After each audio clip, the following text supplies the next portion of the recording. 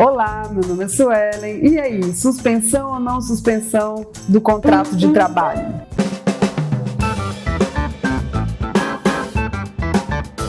Antes de começar falando, você já assistiu a série SUS pra quem? Está aqui do meu lado.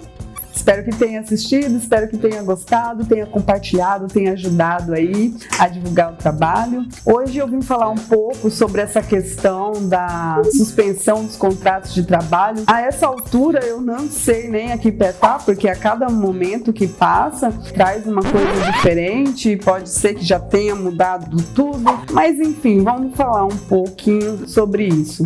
Para começar, que ponto nós chegamos?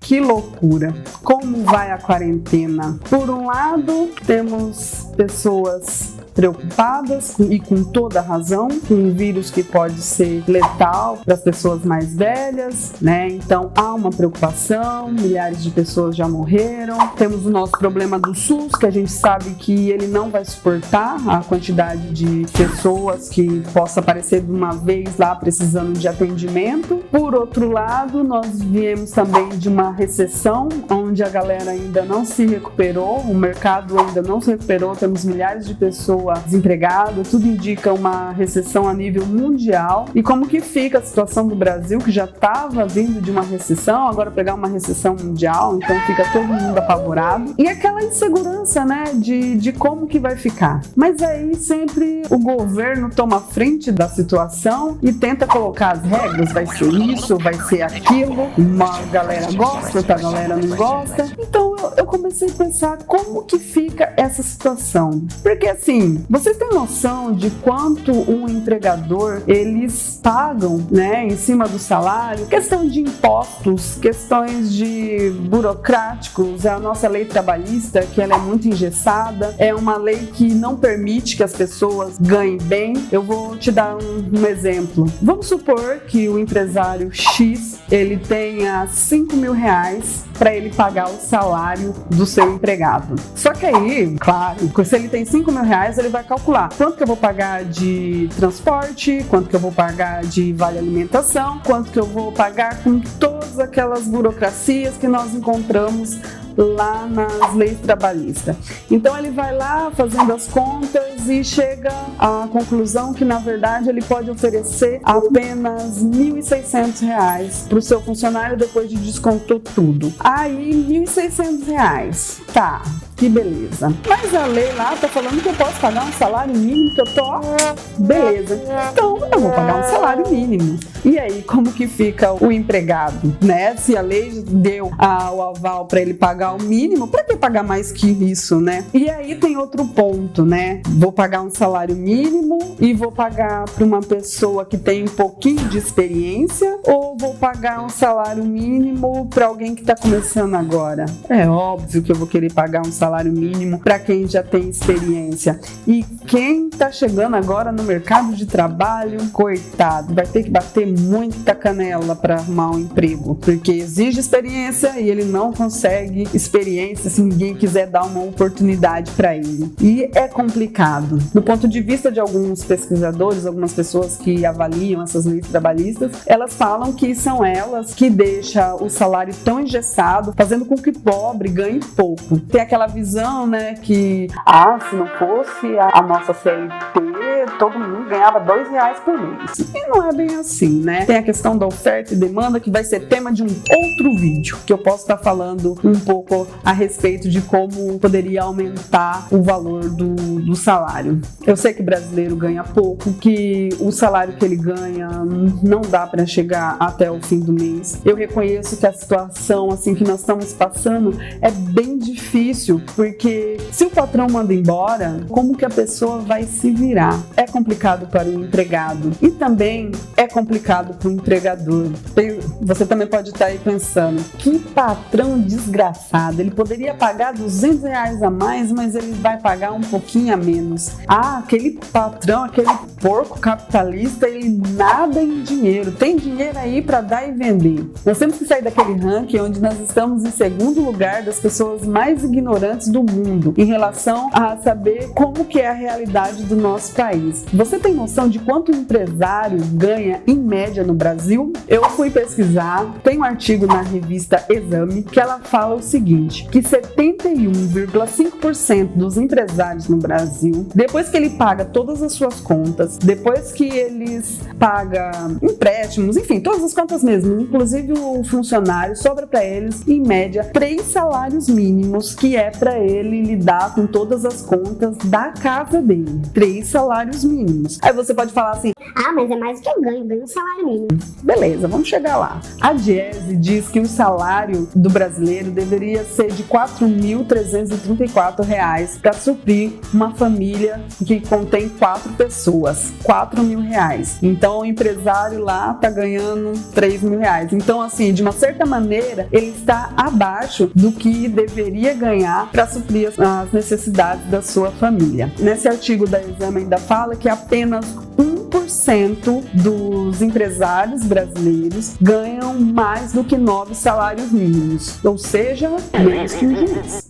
Temos que pensar que a maioria desses empresários não ganham esse rio de dinheiro que nós imaginamos que eles ganham. Tem empresários que depois que eles pagam tudo que eles têm que pagar, não sobra às vezes para ele, porque ele acredita naquele objetivo, naquela empresa, então ele está dando tudo de si para que ela dê certo. Tem uma história lá no site da Jus Brasil, que eu vou deixar o link aqui na descrição, e assim, só para vocês terem uma ideia, tem uma empresa chamada Mica, e aí ela rende em média 4,5 milhões de reais por mês. Aí você vai pensar assim, caraca, que dinheiro, né? Só que depois que ela paga todas as contas, todos os seus funcionários e reinveste para que ela continue sendo competitiva com o mercado, sobra pro dono R$7.000. R$7.000 é um dinheiro bom, que está acima da realidade de muito brasileiro? Sim, mas não é aquele rio de dinheiro que a maioria das pessoas pensam. Enfim, eu não tô aqui também para ficar bajulando ou tentando defender empresário, não é isso.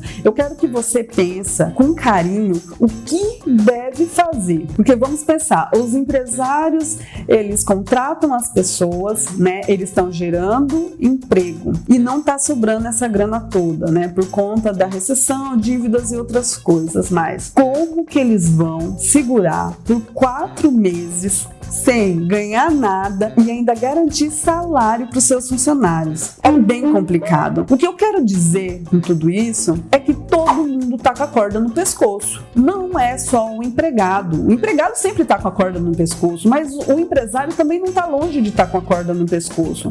Enquanto a gente tiver essas leis engessadas, o empresário não conseguir produzir do jeito que ele quer produzir, ele não tiver segurança jurídica. Aqui no Brasil não há uma segurança jurídica porque as leis são tão amplas que, dependendo do juiz, ele pode interpretar a mesma lei de uma maneira diferente. Como sempre, um lado é mais vilão do que o outro, né? Então, as pessoas pensam um pouquinho antes de estar investindo no país. Porque, assim, nem todo empresário é o velho da van. E, assim, eu tô falando de empresários que ainda estão ali, cadastrados, bonitinho. Nem cheguei a falar dos autônomos, que muitas vezes eles até têm um empregado ali, mas não é registrado porque ele não consegue e também tem um salário bem prejudicado. Então vamos pensar nisso tudo, vamos pensar como realmente funciona o nosso país. Será que tem tanto dinheiro aí na mão dos empresários para estar segurando a onda? E eu sei também da dificuldade que é o empregado. Eu não estou descartando isso, eu só